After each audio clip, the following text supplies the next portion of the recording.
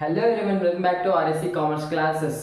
ಎಲ್ರಿಗೂ ನಮಸ್ಕಾರ. ಈ ಒಂದು RSC ಕಾಮರ್ಸ್ ಕ್ಲಾಸಸ್ಗೆ ತಮಗೆಲ್ಲರಿಗೂ ಸ್ವಾಗತ. ಈ ಒಂದು ಸೆಷನ್ ಅಲ್ಲಿ ನಾವೇನ್ ನೋಡ್ತಾ ಹೋಗ್ತೇವೆ ಅಂದ್ರೆ ಒಂದು ಟೀಚಿಂಗ್ ಆಪ್ಟಿಟ್ಯೂಡ್ ಏನಿದೆ ಅಲ್ವಾ, ಬೋಧನಾ ನೈಪುಣ್ಯತೆಯಲ್ಲಿ ಬರುವಂತಹ ಇವ್ಯಾಲ್ಯೂಯೇಷನ್ ಸಿಸ್ಟಮ್, ಮೌಲ್ಯಮಾಪನ ವ್ಯವಸ್ಥೆ ಅಂದ್ರೆ ಏನು, ಅದರ ಮೀನಿಂಗ್ ಯಾವ ರೀತಿ ಇದೆ, ಅದರ ಆಬ್ಜೆಕ್ಟಿವ್ ಏನಿದೆ, ಉದ್ದೇಶಗಳನ್ನ ಯಾವೆಲ್ಲ ಒಳಗೊಂಡಿದೆ, ಹಾಗೂ ಇದರಲ್ಲಿ ಬರುವಂತಹ ಮೆಜರ್ಮೆಂಟ್ ಟೂಲ್ಸ್ ಯಾವಿದ್ದಾವೆ, ಹಾಗೂ ಇದರಲ್ಲಿರುವಂತಹ ಟೈಪ್ಸ್ ಯಾವುವು, evaluation in CBCS in higher education, choice based credit system in ಉನ್ನತ ಶಿಕ್ಷಣ ವ್ಯವಸ್ಥೆಯಲ್ಲಿ ಯಾವೆಲ್ಲ ಒಂದು CBCS ನ ಪಾತ್ರ ಏನಿದೆ, ಹಾಗೂ ಎಕ್ಸಾಂಪಲ್ಸ್ ಆಫ್ ಗ್ರೇಡಿಂಗ್ ಸಿಸ್ಟಮ್, ಈ ಗ್ರೇಡಿಂಗ್ ಸಿಸ್ಟಮ್ ನ ಕುರಿತಾದಂತ ಒಂದು ಉದಾಹರಣೆಗಳ ಮೂಲಕ ನಾವು ಈ ಒಂದು ಸೆಷನ್ ಅಲ್ಲಿ ಈ ಒಂದು ಇವ್ಯಾಲ್ಯೂಯೇಷನ್ ಸಿಸ್ಟಮ್ ಕುರಿತು ಕಂಪ್ಲೀಟ್ ಆಗಿ ಅನಾಲಿಸಿಸ್ ಮಾಡ್ತಾ ಹೋಗೋಣ. ಬನ್ನಿ. ಮೊದಲನೇದಾಗಿ ನಾವು ಈ ಒಂದು ಇವ್ಯಾಲ್ಯೂಯೇಷನ್ ಸಿಸ್ಟಮ್ ಏನಿದೆ ಅಲ್ವಾ, ಮೌಲ್ಯಮಾಪನ ವ್ಯವಸ್ಥೆಯ ಒಂದು ಮೀನಿಂಗ್ ಏನಿದೆ ಅನ್ನೋದನ್ನ ನೋಡೋಣ. ಬನ್ನಿ. Evaluation system is a systematic process of measuring and judging students knowledge, skills, aptitude and performance to improve teaching and learning ಅಂತೇಳಿ ಇದು ಮೀನಿಂಗ್ ನ ನೋಡ್ಬೋದು.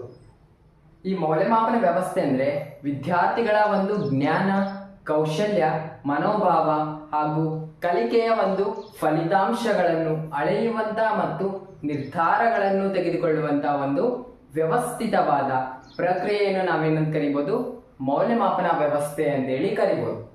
ಈ ಮೌಲ್ಯಮಾಪನ ವ್ಯವಸ್ಥೆಯಲ್ಲಿ ತನ್ನದೇ ಆದಂತಹ ಆಬ್ಜೆಕ್ಟಿವ್ಗಳನ್ನ ಒಳಗೊಂಡಿದೆ. ಉದ್ದೇಶಗಳು ಯಾವ್ಯಾವ ಇದಾವೆ ಈ ಒಂದು ಮೌಲ್ಯಮಾಪನ ವ್ಯವಸ್ಥೆಯಲ್ಲಿ ಅಂತ ನೋಡೋದಾದ್ರೆ, ಮೊದಲನೇದಾಗಿ ಮೆಜರಿಂಗ್ ಲರ್ನಿಂಗ್ ಔಟ್ಕಮ್ಸ್, ಈ ಒಂದು ಕಲಿಕೆಯ ಪರಿಣಾಮಗಳನ್ನು ಅಳೆಯುವಂತದ್ದಾಗಿದೆ. ಈ ಒಂದು ಉದ್ದೇಶನ ಈ ಒಂದು ಇವ್ಯಾಲ್ಯೂಯೇಷನ್ ಸಿಸ್ಟಮ್ ಒಳಗೊಂಡಿದೆ. Identify students strengths and weaknesses, ವಿದ್ಯಾರ್ಥಿಗಳ ಒಂದು ಬಲ ಮತ್ತು ಕೊರತೆಗಳನ್ನು ಐಡೆಂಟಿಫೈ ಮಾಡುವಂತಹ ಒಂದು ಉದ್ದೇಶ ಕೂಡ ಈ ಒಂದು ಇವ್ಯಾಲ್ಯೂಯೇಷನ್ ಸಿಸ್ಟಮ್ ಒಳಗೊಂಡಿದೆ. ಹಾಗೂ ಇಂಪ್ರೂವ್ ಟೀಚಿಂಗ್ ಮೆಥಡ್ಸ್, ಇಲ್ಲಿ ಟೀಚಿಂಗ್ ಮೆಥಡ್ ಏನಿದೆ, ಬೋಧನಾ ಒಂದು ವಿಧಾನಗಳನ್ನು ಅಭಿವೃದ್ಧಿಪಡಿಸುವಂತದ್ದನ್ನು ಕೂಡ ಈ ಒಂದು ಇವ್ಯಾಲ್ಯೂಯೇಷನ್ ಸಿಸ್ಟಮ್ ಮೌಲ್ಯಮಾಪನ ವ್ಯವಸ್ಥೆ ಒಳಗೊಂಡಿದೆ. ಹಾಗೂ ಪ್ರೊವೈಡ್ ಫೀಡ್ಬ್ಯಾಕ್ಸ್ ಟು ಸ್ಟೂಡೆಂಟ್ಸ್, ವಿದ್ಯಾರ್ಥಿಗಳ ಒಂದು ಪ್ರತಿಕ್ರಿಯೆಗಳನ್ನು ಒದಗಿಸುವಂತಹದ್ದು ಕೂಡ ಈ ಒಂದು ಉದ್ದೇಶವನ್ನು ಈ ಒಂದು ಮೌಲ್ಯಮಾಪನ ವ್ಯವಸ್ಥೆ ಒಳಗೊಂಡಿದೆ. ಹಾಗೂ ವಿದ್ಯಾರ್ಥಿಗಳ ಒಂದು ಸಂಪೂರ್ಣವಾದಂತ ಅಭಿವೃದ್ಧಿನ ಮಾಡುವಂತದ್ದು ಕೂಡ ಈ ಒಂದು ಉದ್ದೇಶನ ಒಳಗೊಂಡಿದೆ. ಹಾಗೂ ವಿದ್ಯಾರ್ಥಿಗಳಿಗೆ ಸರ್ಟಿಫೈ ಅಂಡ್ ಗ್ರೇಡ್ ಸ್ಟೂಡೆಂಟ್ಸ್, ಈ ವಿದ್ಯಾರ್ಥಿಗಳಿಗೆ ಪ್ರಮಾಣ ಪತ್ರಗಳನ್ನು ಹಾಗೂ ಅಂಕಗಳನ್ನು ಕೊಡುವಂತಹ ಒಂದು ಉದ್ದೇಶ ಈ ಒಂದು ಮೌಲ್ಯಮಾಪನ ವ್ಯವಸ್ಥೆ ಒಳಗೊಂಡಿದೆ. ಮುಂದಿನದಾಗಿ ನಾವು ಮೆಜರ್ಮೆಂಟ್ ಟೂಲ್ಸ್ ಯಾವೆಲ್ಲ ಒಳಗೊಂಡಿದೆ ಅನ್ನೋದನ್ನ ನೋಡ್ತಾ ಹೋಗೋಣ. ಈ ಒಂದು ಇವ್ಯಾಲ್ಯೂಯೇಷನ್ ಸಿಸ್ಟಮ್ ಅಲ್ಲಿ ಯಾವೆಲ್ಲ ಮೆಜರ್ಮೆಂಟ್ ಟೂಲ್ಸ್ ಬರ್ತಾವಪ್ಪ ಅಂತ ನೋಡೋದಾದ್ರೆ, ಯಾವೆಲ್ಲ ಅಳತೆಯ ಉಪಕರಣಗಳು ಅಥವಾ ಇಕ್ವಿಪ್ಮೆಂಟ್ಸ್ ಯಾವೆಲ್ಲ ಬರ್ತಾವ ಅಂತ ನೋಡೋದಾದ್ರೆ, ಮೊದಲನೇದಾಗಿ ಮೆಜರ್ಮೆಂಟ್ ಟೂಲ್ಸ್ ಅಲ್ಲಿ ರಿಟನ್ ಟೆಸ್ಟ್ ಅಂತ ಹೇಳ್ಬೋದು. ಈ ಒಂದು ಬರವಣಿಗೆಯ ಪರೀಕ್ಷೆಗಳು ಅಂತ ಹೇಳೋದಾದ್ರೆ, ಬರವಣಿಗೆ ಪರೀಕ್ಷೆಗಳು ಎಲ್ಲೆಲ್ಲಿ ನಡೆಸ್ತಾರಪ್ಪ ಅಂದ್ರೆ, ಫಾರ್ ಎಕ್ಸಾಂಪಲ್ ನಿಮ್ಮ ಸ್ಕೂಲ್ ಕಾಲೇಜ್ಗಳಲ್ಲಿ ನಡೆಸುವಂತ ಇಂಟರ್ನಲ್ ಟೆಸ್ಟ್ ಗಳನ್ನ ಏನಂತ ಕರಿಬಹುದು ನಾವು ಪರೀಕ್ಷೆ. ಈ ಒಂದು ಇಂಟರ್ನಲ್ ಟೆಸ್ಟ್ ಗಳ ಮೂಲಕ, ಬರವಣಿಗೆ ಪರೀಕ್ಷೆಯ ಮೂಲಕ ನಾವೇನ್ ಮಾಡ್ಬೋದು, ವಿದ್ಯಾರ್ಥಿಯ ಒಂದು ಅಬಿಲಿಟಿ, ಸಾಮರ್ಥ್ಯನ ನಾವೇನ್ ಮಾಡ್ಬೋದು, ಈ ಅಳಿಬಹುದು ಅಂತ ಹೇಳಿ ಇದು ಕೂಡ ಏನಾಗಿದೆ, ಒಂದು ಮೆಜರ್ಮೆಂಟ್ ಟೂಲ್ ಇಕ್ವಿಪ್ಮೆಂಟ್ ಆಗಿದೆ. ಮುಂದಿನದಾಗಿ ನೋಡೋದಾದ್ರೆ ಓರಲ್ ಟೆಸ್ಟ್ ಅಂತ ಹೇಳಿ ಸೆಕೆಂಡ್ ಪಾಯಿಂಟ್. ಓರಲ್ ಟೆಸ್ಟ್ ಅಂತ ಅಂದ್ರೆ ಮೌಖಿಕ ಸಂದರ್ಶನ. ಈ ಒಂದು ಮೌಖಿಕ ಸಂದರ್ಶನದ ಮೂಲಕ ನಾವೇನ್ ಮಾಡ್ಬೋದು, ಒಂದು ವಿದ್ಯಾರ್ಥಿಗಳ ಅಬಿಲಿಟಿನ ಅಳಿಬಹುದು. ಹೆಂಗಂದ್ರೆ ಈಗ ಫಾರ್ ಎಕ್ಸಾಂಪಲ್ ನಿಮ್ಮ ಹೈಸ್ಕೂಲ್ ಅಲ್ಲಿ ಆಗಿರ್ಬೋದು, ಪ್ರೈಮರಿಯಲ್ಲಿ ಆಗಿರ್ಬೋದು, ಅಥವಾ ನಿಮ್ಮ ಮಾಸ್ಟರ್ ಡಿಗ್ರಿ PG ನಲ್ಲಿ ಆಗಿರ್ಬೋದು, ನಿಮ್ಗಾಗಿ ಏನ್ ಮಾಡ್ತಿರ್ತಾರೆ, ಒಂದಿಷ್ಟು 10 ಮಾರ್ಕ್ಸ್ 20 ಮಾರ್ಕ್ಸ್ ಅಂತ ಹೇಳಿ ಏನ್ ಮಾಡಿರ್ತಾರೆ, ಒಂದು ಮೌಖಿಕ ಪರೀಕ್ಷೆನ ಏನ್ ಮಾಡಿರ್ತಾರೆ, ಸಿದ್ಧಪಡಿಸಿರ್ತಾರೆ. ಆ ಒಂದು ಮೌಖಿಕ ಪರೀಕ್ಷೆ ಮೂಲಕ ನಿಮ್ಮ ಅಬಿಲಿಟಿನ ಟೆಸ್ಟ್ ಮಾಡ್ತಾ ಹೋಗ್ತಾರೆ ಅವರು ಮೌಖಿಕ ಸಂದರ್ಶನದ ಮೂಲಕ. ಈಗ ಒಂದು ಮಾಸ್ಟರ್ ಡಿಗ್ರಿ ಆದ್ರೆ ವೈವಾ ಅಂತ ಹೇಳಿ ಕಂಡಕ್ಟ್ ಮಾಡ್ತಾರೆ. ಫಾರ್ ಎಕ್ಸಾಂಪಲ್ ನೀವು ಒಂದು 80 ಮಾರ್ಕ್ಸ್ಗೆ ಏನ್ ಮಾಡಿರ್ತೀರಿ, ಒಂದು ಪ್ರಾಜೆಕ್ಟ್ ನ ಪ್ರಿಪೇರ್ ಮಾಡಿರ್ತೀರಿ. ಆ ಪ್ರಾಜೆಕ್ಟ್ ಬೇಸ್ ಮೇಲೆ 40 ಮಾರ್ಕ್ಸ್ ಏನಾಗಿರ್ತವೆ, ಇದು 40 ಮಾರ್ಕ್ಸ್ ಪ್ರಾಜೆಕ್ಟ್ಗೆ ಕೊಟ್ರೆ, ಇನ್ನೊಂದು 40 ಮಾರ್ಕ್ಸ್ ಏನಾಗಿರುತ್ತೆ, ನಿಮ್ಮ ಒಂದು ಮೌಖಿಕ ಪರೀಕ್ಷೆ ಮೂಲಕ ಏನ್ ಮಾಡ್ತಾರೆ, ಆ ಒಂದು 40 ಮಾರ್ಕ್ಸ್ ಏನಾಗಿರುತ್ತೆ, ನಿರ್ಧಾರವಾಗಿರುತ್ತೆ. ಮುಂದಿನದಾಗಿ ನೋಡೋದಾದ್ರೆ ನಾವು ಮೂರನೇ ಪಾಯಿಂಟ್ ಬಂದು ಪ್ರಾಕ್ಟಿಕಲ್ ಎಕ್ಸಾಮಿನೇಷನ್ ಅಂತೇಳಿ ಕರಿತೀವಿ. ಪ್ರಾಕ್ಟಿಕಲ್ ಎಕ್ಸಾಮಿನೇಷನ್ ಅನ್ನೋದಾದ್ರೆ ಪ್ರಯೋಗಾತ್ಮಕ ಪರೀಕ್ಷೆಗಳು. ಫಾರ್ ಎಕ್ಸಾಂಪಲ್ ಈಗ ಪ್ರಯೋಗಾಲಯ ಇರ್ತದ ನೋಡ್ರಿ, ಇದು ಲ್ಯಾಬ್ ಅಲ್ಲಿ ಮಾಡುವ ಟೆಸ್ಟ್ಗಳು ಮಾಡುವ ಮೂಲಕ ಅದ್ರ ಮೂಲಕ ನಾವು ವಿದ್ಯಾರ್ಥಿಗಳ ಅಬಿಲಿಟಿನ ನಾವು ತಿಳಿಬಹುದು. ನೆಕ್ಸ್ಟ್ ಅಸೈನ್ಮೆಂಟ್ಸ್ ಕೊಡೋದ್ರ ಮೂಲಕ ಆಗಿರ್ಬೋದು, ಪ್ರಾಜೆಕ್ಟ್ಸ್ ಅಂತ ನಾನು ಅವಾಗೇ ಹೇಳಿದೆ, ಪ್ರಾಜೆಕ್ಟ್ ಗಳನ್ನು ಕೊಡೋದ್ರ ಮೂಲಕ ವಿದ್ಯಾರ್ಥಿಗಳ ಅಬಿಲಿಟಿನ ಟೆಸ್ಟ್ ಮಾಡಬಹುದು. ಹಾಗೂ ಅಬ್ಸರ್ವೇಷನ್ ಮಾಡೋದ್ರ ಮೂಲಕ, ಅಬ್ಸರ್ವೇಷನ್ ಮೀನ್ಸ್ ವಿದ್ಯಾರ್ಥಿಗಳ ಒಂದು ವರ್ತನೆಯ ಬದಲಾವಣೆ, ಆ ಒಂದು ಅವರ ಆಕ್ಟಿವಿಟೀಸ್ ಮೇಲೆ ಕೂಡ ನಾವೇನ್ ಮಾಡ್ಬೋದು, ಒಂದು ಮೌಲ್ಯಮಾಪನ ಮಾಡ್ಬೋದು. ಇವೆಲ್ಲ ಈ ಒಂದು ಅಂಶಗಳನ್ನ ಏನ್ ಒಳಗೊಂಡಿದೆ ಅಂದ್ರೆ ಇವ್ಯಾಲ್ಯೂಯೇಷನ್ ಸಿಸ್ಟಮ್ ಅನ್ನೋದು ಈ ಒಂದು ಮೆಜರ್ಮೆಂಟ್ ಟೂಲ್ಸ್ ನ ಒಳಗೊಂಡಿದೆ. ಮುಂದಿನದಾಗಿ ನಾವು ಇವ್ಯಾಲ್ಯೂಯೇಷನ್ ಸಿಸ್ಟಮ್ ಅಲ್ಲಿ ಬರುವಂತ ಟೈಪ್ಸ್ ಯಾವ್ಯಾವ ಬರ್ತವೆ ಅನ್ನೋದನ್ನ, ವಿಧಗಳು ಯಾವ್ಯಾವೆಲ್ಲ ಬರ್ತವೆ ಅನ್ನೋದನ್ನ ನೋಡ್ತಾ ಹೋಗೋಣ. ಈ ಒಂದು ಇವ್ಯಾಲ್ಯೂಯೇಷನ್ ಸಿಸ್ಟಮ್ ಏನಿದೆ ಅಲ್ವಾ, ಮೌಲ್ಯಮಾಪನ ವ್ಯವಸ್ಥೆ ಅನ್ನೋದು 4 ರೀತಿಯ ಒಂದು ಟೈಪ್ಸ್ ಗಳನ್ನ ಒಳಗೊಂಡಿದೆ. ಇವ್ಯಾಲ್ಯೂಯೇಷನ್ ಟೈಪ್ಸ್ ನ ಮೊದಲನೇದಾಗಿ ಫಾರ್ಮ್ಯಾಟಿವ್ ಇವ್ಯಾಲ್ಯೂಯೇಷನ್, ರಚನಾತ್ಮಕ ಮೌಲ್ಯಮಾಪನ. ಎರಡನೇದು ಸಮ್ಮೇಟಿವ್ ಇವ್ಯಾಲ್ಯೂಯೇಷನ್, ಸಂಕಲನಾತ್ಮಕ ಮೌಲ್ಯಮಾಪನ. ಹಾಗೂ ಮೂರನೇದು ಬಂದು ಡಯಾಗ್ನಾಸ್ಟಿಕ್ ಇವ್ಯಾಲ್ಯೂಯೇಷನ್, ರೋಗ ನಿರ್ಣಾಯಕ ಮೌಲ್ಯಮಾಪನ. ನಾಲ್ಕನೇದು ಬಂದು ಪ್ಲೇಸ್ಮೆಂಟ್ ಇವ್ಯಾಲ್ಯೂಯೇಷನ್, ಉದ್ಯೋಗ ಅಥವಾ ನಿಯೋಜನೆಯ ಮೌಲ್ಯಮಾಪನ ಅಂತೇಳಿ ಈ ಒಂದು 4 ರೀತಿಯ ಮೌಲ್ಯಮಾಪನದ ವಿಧಗಳನ್ನು ಈ ಒಂದು ಮೌಲ್ಯಮಾಪನ ವ್ಯವಸ್ಥೆ ಒಳಗೊಂಡಿದೆ. ಈಗ ನಾವು ಒಂದೊಂದನ್ನೇ ಅನಾಲಿಸಿಸ್ ಮಾಡ್ತಾ ಹೋಗೋಣ. ಮೊದಲನೇದಾಗಿ ಫಾರ್ಮ್ಯಾಟಿವ್ ಇವ್ಯಾಲ್ಯೂಯೇಷನ್, ರಚನಾತ್ಮಕ ಮೌಲ್ಯಮಾಪನ ಅನ್ನೋದು ಏನನ್ನು ಒಳಗೊಂಡಿದೆ ಅಂದ್ರೆ, ಎಲ್ಲಿ ಇದನ್ನ ಕಂಡಕ್ಟ್ ಮಾಡ್ತಾರೆ, it conducted during the teaching and learning process, it is a continuous process. ಈ ಒಂದು ರಚನಾತ್ಮಕ ಮೌಲ್ಯಮಾಪನವನ್ನು ಬೋಧನೆ ಮತ್ತು ಕಲಿಕೆಯ ಸಂದರ್ಭದಲ್ಲಿ ಏನ್ ಮಾಡ್ತಾರೆ, ಕಂಡಕ್ಟ್ ಮಾಡ್ತಾರೆ. ಇದು ಒಂದು ನಿರಂತರ ಪ್ರಕ್ರಿಯೆ ಆಗಿರುತ್ತೆ.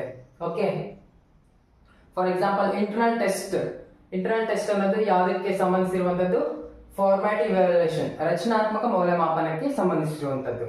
ಓಕೆ, ಸಮ್ಯಾಟಿವ್ ಇವ್ಯಾಲ್ಯೂಯೇಷನ್, ಸಂಕಲನಾತ್ಮಕ ಮೌಲ್ಯಮಾಪನ ಅನ್ನೋದು it conducted at the end of the course or semester. ಈ ಒಂದು ಸಂಕಲನಾತ್ಮಕ ಮೌಲ್ಯಮಾಪನ ಏನಿದೆ ಅಲ್ವಾ, ಸಮ್ಮೇಟಿವ್ ಇವ್ಯಾಲ್ಯೂಯೇಷನ್ ಅನ್ನೋದು ಒಂದು ಶೈಕ್ಷಣಿಕ ವರ್ಷದ ಹಂತದಲ್ಲಿ, ವರ್ಷದ ಎಂಡಿಗೆ ಏನ್ ಮಾಡ್ತಾರೆ, ಈ ಒಂದು ಮೌಲ್ಯಮಾಪನ ಕಂಡಕ್ಟ್ ಮಾಡ್ತಾರೆ. ಯಾಕಂದ್ರೆ ವಿದ್ಯಾರ್ಥಿಗಳ ಒಂದು ಅವರ ಸಾಮರ್ಥ್ಯ, ಅವರ ಒಂದು ಕಲಿತಿರುವಂತ ಸಾಮರ್ಥ್ಯನ ನಿರ್ಧರಿಸಲಿಕ್ಕೆ ಇದರ ಬೇಸ್ ಮೇಲೆ ನಿರ್ಧರಿಸಿ ಅವರುಗಳಿಗೆ ಅಂಕಗಳನ್ನು, ಗ್ರೇಡ್ಗಳನ್ನು ಕೊಡುವ ಮೂಲಕ ಏನ್ ಮಾಡ್ತಾರೆ, ಈ ಒಂದು ಇವ್ಯಾಲ್ಯೂಯೇಷನ್ ಮಾಡ್ತಾರೆ, ಸಂಕಲನಾತ್ಮಕ ಮೌಲ್ಯಮಾಪನ. ಮೂರನೇದು ಬಂದು ಡಯಾಗ್ನಾಸ್ಟಿಕ್ ಇವ್ಯಾಲ್ಯೂಯೇಷನ್. ಡಯಾಗ್ನಾಸ್ಟಿಕ್ ಇವ್ಯಾಲ್ಯೂಯೇಷನ್ ಅನ್ನೋದು ಎಲ್ಲಿ ಕಂಡಕ್ಟ್ ಮಾಡ್ತಾರಪ್ಪ ಅಂದ್ರೆ, ರೋಗ ನಿರ್ಣಾಯಕ ಮೌಲ್ಯಮಾಪನವನ್ನು ಈಗ ವಿದ್ಯಾರ್ಥಿಗಳ ಒಂದು ಡಿಫಿಕಲ್ಟೀಸ್ ನ ಐಡೆಂಟಿಫೈ ಮಾಡುವ ಸಂದರ್ಭದಲ್ಲಿ, ವಿದ್ಯಾರ್ಥಿಗಳ ಒಂದು ಸ್ಟ್ರೆಂತ್ ಹಾಗೂ ವೀಕ್ನೆಸ್ ಗಳನ್ನ, ಬಲ ಹಾಗೂ ಕೊರತೆಗಳನ್ನ ಏನ್ ಮಾಡೋ ಸಂದರ್ಭದಲ್ಲಿ, ಐಡೆಂಟಿಫೈ ಮಾಡೋ ಸಂದರ್ಭದಲ್ಲಿ ಈ ಒಂದು ಇವ್ಯಾಲ್ಯೂಯೇಷನ್ ಮೌಲ್ಯಮಾಪನ ಮಾಡ್ತಾರೆ, diagnostic evaluation. Next last one placement evaluation, ಉದ್ಯೋಗ ಅಥವಾ ನಿಯೋಜನೆಯ ಮೌಲ್ಯಮಾಪನ ಅಂತ ಹೇಳಿ ಕರಿತೀವಿ.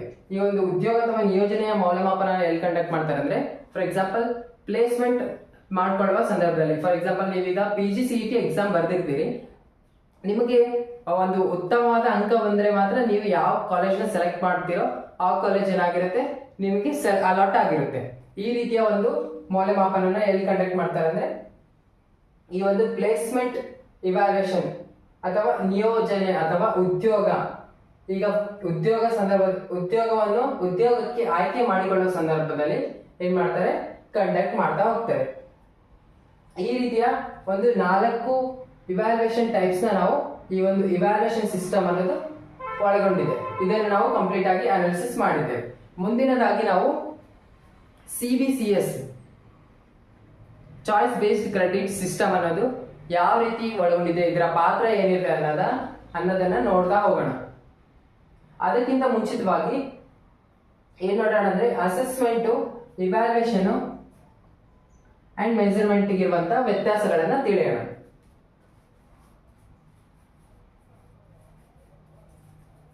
ಅಸೆಸ್ಮೆಂಟ್,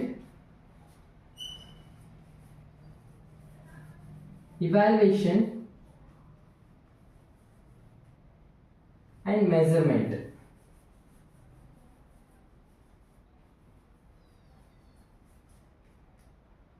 ಅಸೆಸ್ಮೆಂಟ್ ಅನ್ನೋದು ಇದೊಂದು ನಿರಂತರ ಪ್ರಕ್ರಿಯೆ ಆಗಿದೆ, ಕಂಟಿನ್ಯೂಸ್ ಪ್ರಾಸೆಸ್ ಅಂತ ಹೇಳಿ ಕರಿಬಹುದು.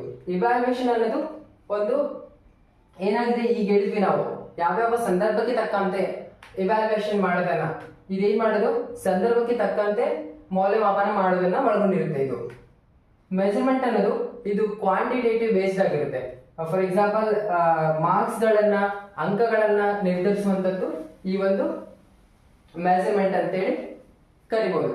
ಈ ಮೂರು ರೀತಿಯ ಒಂದು ಅಸೆಸ್ಮೆಂಟ್, ಇವ್ಯಾಲ್ಯೂಯೇಷನ್ ಮತ್ತು ಮೆಜರ್ಮೆಂಟ್ ಅನ್ನೋದು ಅವುಗಳದ್ದೇ ಆದ ಒಂದು ಅರ್ಥವನ್ನು ಹೊಂದಿದೆ.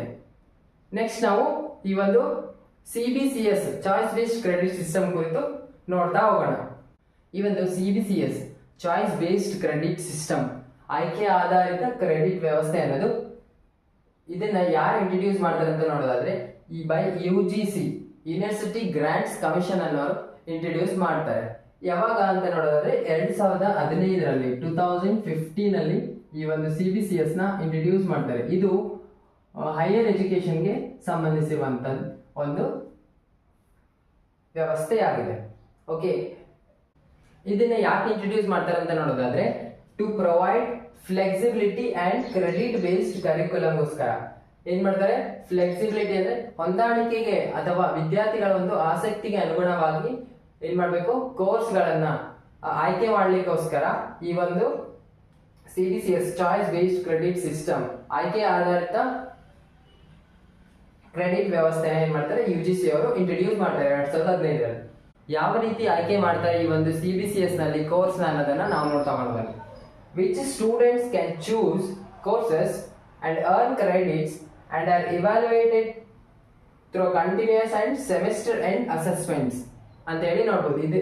ಇದರ ಅರ್ಥ ಏನಂದ್ರೆ, ಯಾವುದೇ ವಿದ್ಯಾರ್ಥಿಗಳು ತಮ್ಮ ಆಸಕ್ತಿಗೆ ಅನುಗುಣವಾಗಿ ವಿಷಯವನ್ನು ಆಯ್ಕೆ ಮಾಡಿಕೊಂಡು ಕ್ರೆಡಿಟ್ ಅಥವಾ ಅಂಕಗಳನ್ನು ಗಳಿಸಿ ನಿರಂತರ ಹಾಗೂ ಸೆಮಿಸ್ಟರ್ ಅಂತ್ಯದ ಮೂಲಕ ಏನ್ ಮಾಡುವುದು, ಶಿಕ್ಷಣವನ್ನು ಪಡೆಯುವಂತಹ ವ್ಯವಸ್ಥೆ ಏನಂತ ಕರಿತೀವಿ ನಾವು CBCS ಅಥವಾ ಚಾಯ್ಸ್ ಬೇಸ್ಡ್ ಕ್ರೆಡಿಟ್ ಸಿಸ್ಟಮ್, ಆಯ್ಕೆ ಆಧಾರಿತ ಕ್ರೆಡಿಟ್ ಸಿಸ್ಟಮ್ ಅಂತ ಹೇಳಿ ಕರಿತೀವಿ.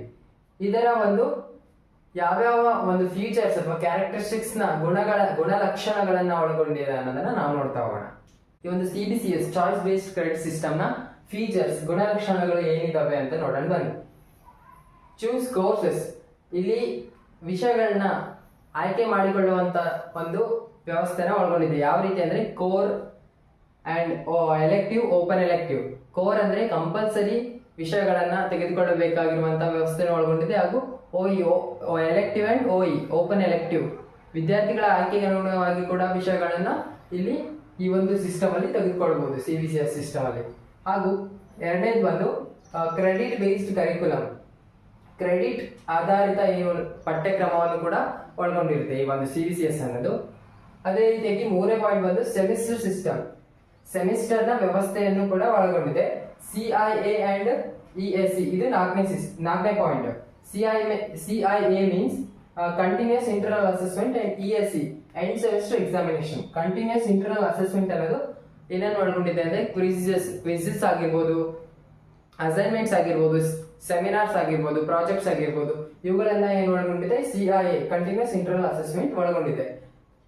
ಇದು 20 to 40% ಎಕ್ಸಾಮ್ ನ ಇವ್ಯಾಲ್ಯೂಯೇಷನ್ ಮಾಡುತ್ತೆ. ಈ ಒಂದು CIA ಅಲ್ಲಿ 20 to 40% ಇವ್ಯಾಲ್ಯೂಯೇಷನ್ ಒಳಗೊಂಡಿದೆ. ಈ ಎಂಡ್ ಸೆಮಿಸ್ಟರ್ ಎಕ್ಸಾಮಿನೇಷನ್ ಅಲ್ಲಿ 60 to 80% ಇವ್ಯಾಲ್ಯೂಯೇಷನ್ ಈ ಒಂದು EAC ಒಳಗೊಂಡಿದೆ. ಇಲ್ಲಿ ಏನ್ ಮಾಡ್ತಾರೆ ಅಂದ್ರೆ ಯೂನಿವರ್ಸಿಟಿಯಿಂದ ಎಕ್ಸಾಮ್ಸ್ ಗಳನ್ನ, ಎಂಡ್ ಸೆಮಿಸ್ಟರ್ ಎಕ್ಸಾಮಿನೇಷನ್ ಗಳನ್ನ ಇಲ್ಲಿ ಈ ಒಂದು ಇವ್ಯಾಲ್ಯೂಯೇಷನ್ ಅಲ್ಲಿ ಕಂಡಕ್ಟ್ ಮಾಡ್ತಾರೆ.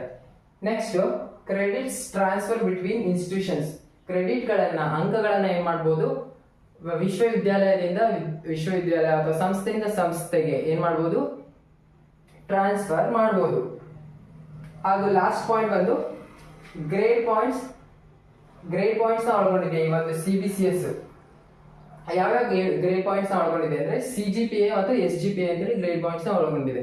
CGPA ಅಂದ್ರೆ cumulative grade point average and semester grade point average ಅಂತೇಳಿ ಈ ಒಂದು ಗ್ರೇಡ್ ಪಾಯಿಂಟ್ಸ್ ನ ಈ ಒಂದು CBCS choice based credit system, ಆಯ್ಕೆ ಆಧಾರಿತ ಒಂದು ಕ್ರೆಡಿಟ್ ವ್ಯವಸ್ಥೆ ಏನಿದೆ, ಈ ಒಂದು 5 ಅಥವಾ 6 ರೀತಿಯ ಫೀಚರ್ಸ್ಗಳನ್ನು ಒಳಗೊಂಡಿದೆ. ನೆಕ್ಸ್ಟು ಈ ಒಂದು ಎಕ್ಸಾಂಪಲ್ಸ್ನ ನೋಡ್ತಾ ಹೋಗೋಣ. ಗ್ರೇಡಿಂಗ್ ಪಾಯಿಂಟ್ನ ಎಕ್ಸಾಂಪಲ್ ಯಾವ ರೀತಿ ಇದೆ ಅನ್ನೋದನ್ನ ಉದಾಹರಣೆ ಸಹಿತ. ಈ ಒಂದು CBCS choice based credit system ಅಲ್ಲಿ ಗ್ರೇಡಿಂಗ್ ಸಿಸ್ಟಮ್ ಯಾವ ರೀತಿ ಇದೆ ಅಂತ ಹೇಳಿ ವಿತ್ ಎಕ್ಸಾಂಪಲ್ ವೈಸ್ ನೋಡ್ತಾ ಹೋಗೋಣ ಬನ್ನಿ. ಮಾರ್ಕ್ಸ್ ರೇಂಜ್, ಗ್ರೇಡ್ ಹಾಗೂ ಗ್ರೇಡ್ ಪಾಯಿಂಟ್ಸ್ ಅಂತ 3 ಟೇಬಲ್ ನೊಂದಿಗೆ ಇದನ್ನ ವಿವರಿಸಬಹುದು. 90 to 100% ಮಾರ್ಕ್ಸ್ ತಗೊಂಡಿರುವಂತ ವಿದ್ಯಾರ್ಥಿಗಳು ಅವ್ರನ್ನ ಏನಂತ ಕರಿತೀವಿ ಅಂದ್ರೆ ಔಟ್ಸ್ಟ್ಯಾಂಡಿಂಗ್ ಪರ್ಫಾರ್ಮೆನ್ಸ್ ಸ್ಟೂಡೆಂಟ್ ಅಂತ ಹೇಳಿ ಕರಿತೀವಿ. ಗ್ರೇಡ್ ಏನ್ ಸಿಗುತ್ತೆ ಅವರಿಗೆ ಅಂತ ನೋಡೋದಾದ್ರೆ ಓ ಗ್ರೇಡ್ ಸಿಗುತ್ತೆ. ಆಮೇಲೆ ಗ್ರೇಡ್ ಪಾಯಿಂಟ್ಸ್ ಬಂದು 10 ಗ್ರೇಡ್ ಪಾಯಿಂಟ್ಸ್ ನ ಅವರು ಹೊಂದಿರ್ತಾರೆ. 80 to 89 ಮಾರ್ಕ್ಸ್ ಹೊಂದಿರುವಂತ ವಿದ್ಯಾರ್ಥಿಗಳನ್ನ ಎಕ್ಸಲೆಂಟ್ ಅಂತ ಹೇಳಿ ಕರಿತೀವಿ. ಅವರಿಗೆ ಗ್ರೇಡ್ ಏನ್ ಸಿಗುತ್ತೆ A+ ಸಿಗುತ್ತೆ. ಗ್ರೇಡ್ ಪಾಯಿಂಟ್ಸ್ ಬಂದು 9 ಗ್ರೇಡ್ ಪಾಯಿಂಟ್ಸ್ ಹೊಂದಿರ್ತಾರೆ. ಅದೇ ರೀತಿಯಾಗಿ 70 to 79 ಮಾರ್ಕ್ಸ್ ಹೊಂದಿರುವಂತ ವಿದ್ಯಾರ್ಥಿಗಳಿಗೆ ವೆರಿ ಗುಡ್ ಅಂತ ಹೇಳಿ ಕರಿತೀವಿ. ಅವರು A ಗ್ರೇಡ್ ನ ಒಳಗೊಂಡಿರ್ತಾರೆ ಹಾಗೂ 8 ಗ್ರೇಡ್ ಪಾಯಿಂಟ್ಸ್ ನ ಹೊಂದಿರ್ತಾರೆ. 60 to 69 ಮಾರ್ಕ್ಸ್ ನ ಹೊಂದಿರುವಂತ ವಿದ್ಯಾರ್ಥಿಗಳಿಗೆ ಗುಡ್ ಅಂತ ಹೇಳಿ ಕರಿತೀವಿ, ಅಪ್ರಿಶಿಯೇಟ್ ಮಾಡ್ತೀವಿ. B+ ಗ್ರೇಡ್ ನ ಒಳಗೊಂಡಿರುತ್ತೆ ಹಾಗೂ ಗ್ರೇಡಿಂಗ್ ಪಾಯಿಂಟ್ ಬಂದು 7. 50 to 59 ಮಾರ್ಕ್ಸ್ ಹೊಂದಿರುವಂತ ವಿದ್ಯಾರ್ಥಿನ ಏನಂತ ಕರಿತೀವಿ ಅಬೋವ್ ಆವರೇಜ್ ಸ್ಟೂಡೆಂಟ್ ಅಂತ ಹೇಳಿ ಕರಿತೀವಿ. ಈ ಒಂದು ವಿದ್ಯಾರ್ಥಿ ಗ್ರೇಡ್ B ನ ಒಳಗೊಂಡಿರ್ತಾರೆ ಹಾಗೂ ಗ್ರೇಡಿಂಗ್ ಪಾಯಿಂಟ್ಸ್ ಬಂದು 6 ಗ್ರೇಡಿಂಗ್ ಪಾಯಿಂಟ್ಸ್ ನ ಹೊಂದಿರ್ತಾರೆ. 50 to 55 ಮಾರ್ಕ್ಸ್ ಹೊಂದಿರುವಂತ ವಿದ್ಯಾರ್ಥಿಗಳನ್ನ ಆವರೇಜ್ ಸ್ಟೂಡೆಂಟ್ ಅಂತ ಹೇಳಿ ಕರಿತೀವಿ. ಈ ಒಂದು ಆವರೇಜ್ ಸ್ಟೂಡೆಂಟ್ ಗ್ರೇಡ್ ಬಂದು C ಹೊಂದಿರ್ತಾರೆ ಹಾಗೂ 5 ಗ್ರೇಡಿಂಗ್ ಪಾಯಿಂಟ್ಸ್ ನ ಹೊಂದಿರ್ತಾರೆ. 40 to 50 ಮಾರ್ಕ್ಸ್ ಹೊಂದಿರುವಂತ ವಿದ್ಯಾರ್ಥಿನ ಏನಂತ ಕರಿತೀವಿ ಪಾಸ್ ಸ್ಟೂಡೆಂಟ್ ಅಂತ ಹೇಳಿ ಕರಿತೀವಿ. ಈ ವಿದ್ಯಾರ್ಥಿ ಗ್ರೇಡ್ ಬಂದು ಪಾಸ್, ಗ್ರೇಡಿಂಗ್ ಪಾಯಿಂಟ್ ಬಂದು 4 ಗ್ರೇಡಿಂಗ್ ಪಾಯಿಂಟ್ ನ ಹೊಂದಿರ್ತಾರೆ. ಹಾಗೂ ಫೇಲ್ ಸ್ಟೂಡೆಂಟ್ ಹಾಗೂ ಆಬ್ಸೆಂಟ್ ಇರುವಂತ ಸ್ಟೂಡೆಂಟ್ ಗಳ ಯಾವುದೇ ರೀತಿಯ ಗ್ರೇಡ್ ಹಾಗೂ ಗ್ರೇಡಿಂಗ್ ಪಾಯಿಂಟ್ಸ್ ನ ಹೊಂದಿರುವುದಿಲ್ಲ. ಈ ಒಂದು ಗ್ರೇಡಿಂಗ್ ಸಿಸ್ಟಮ್ ನ ವಿತ್ ಎಕ್ಸಾಂಪಲ್ ವೈಸ್ ನಾವು ಈ ರೀತಿಯಾಗಿ ನೋಡಬಹುದು.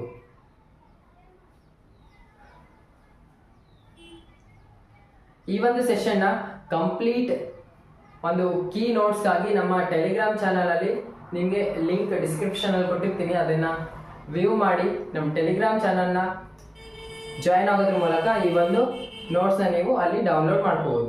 ಇದೇ ರೀತಿಯ ಒಂದು ಮೋರ್ ಇನ್ಫಾರ್ಮೇಶನ್ಗೋಸ್ಕರ ನಮ್ಮ ಚಾನಲ್ನ ಲೈಕ್ ಮಾಡಿ, ಶೇರ್ ಮಾಡಿ ಮತ್ತು ಸಬ್ಸ್ಕ್ರೈಬ್ ಮಾಡಿ. ಮುಂದಿನ ಒಂದು ವಿಷಯದ ಜೊತೆಗೆ ನಾನು ಮುಂದಿನ ಒಂದು ಸೆಷನ್ ಅಲ್ಲಿ ಸಿಗ್ತೇನೆ. Thank you so much. ಹಾಗೂ ಯಾವುದೇ ರೀತಿಯ ಡೌಟ್ಸ್ಗಳಿದ್ದಲ್ಲಿ ನಿಮ್ಮ ಕಮೆಂಟ್ಸ್ನ ಕಮೆಂಟ್ ಬಾಕ್ಸ್ ಮೂಲಕ ತಿಳಿಸಿ ಅಂತ ಹೇಳ್ತೀನಿ. Thank you.